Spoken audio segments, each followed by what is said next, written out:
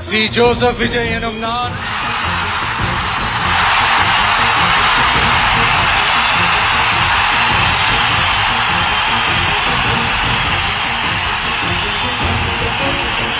சட்டப்படி அமைக்கப்பெற்ற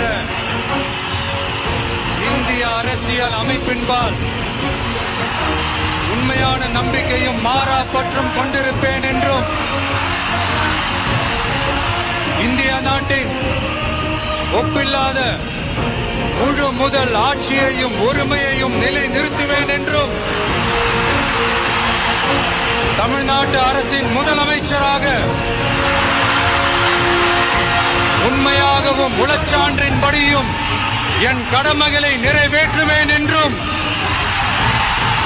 அரசியல் அமைப்பிற்கும் சட்டத்திற்கும் இணங்க